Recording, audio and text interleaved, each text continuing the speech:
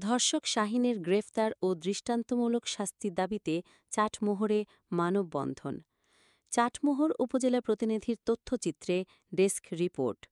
পাবনার চাটমোহরের শিশু শিক্ষার্থীকে হাত-পা বেঁধে ধর্ষণের ঘটনায় অভিযুক্ত শাহীনকে গ্রেফতার এবং তার দৃষ্টান্তমূলক শাস্তির দাবিতে মানববন্ধন করেছে গুনাইগাছা নাগরিক সমাজ। বৃহস্পতিবার ২৪শে জুলাই বিকেল ৪:৩০টায় চাটমোহর ভাঙ্গুড়া সড়কের গুনাইগাছা খেলার মাঠে এ মানববন্ধন অনুষ্ঠিত হয়। মানববন্ধনে বক্তারা অভিযোগ করেন, ঘটনার পর কিছু অসাধু ব্যক্তি বিষয়টি ধামাচাপা দেওয়ার চেষ্টা করছে। তারা শিশুটির পরিবারকে নানাভাবে চাপ দিচ্ছে এবং মামলা তুলে নেওয়ার জন্য বিভিন্ন মহল দেন-দরবার করছে বলে অভিযোগ ওঠে। বক্তারা আরও বলেন, ধর্ষক শাহীনকে যদি দ্রুত গ্রেফতার করে দৃষ্টান্তমূলক শাস্তি, বিশেষ করে ফাঁসির ব্যবস্থা না করা হয়, তবে ভবিষ্যতে এলাকায় এমন ঘটনার পুনরাবৃত্তি ঘটতে পারে। এতে করে কোনো শিশুই আর নিরাপদ থাকবে না।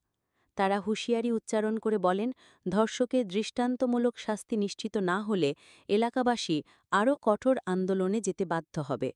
মানববন্ধনে গুনাইগাছা এলাকার বিভিন্ন শ্রেণী পেশার মানুষ স্বতঃস্ফূর্তভাবে অংশগ্রহণ করেন। সঞ্চালকের দায়িত্ব পালন করেন মারুফ হাসান। এই সময় বক্তব্য রাখেন মোহাম্মদ আলী, হাফিজুর রহমান, বাসি, ভাই, ক্যাস্ট্রো সাগরসহ অনেকে। মানববন্ধনে বক্তারা সরকারের প্রতি অনতিবিলম্বে শাহীনকে গ্রেফতার করে দৃষ্টান্তমূলক শাস্তি নিশ্চিত করার দাবি জানান। চলন বিলের সময়, সময়ের প্রতিচ্ছবি।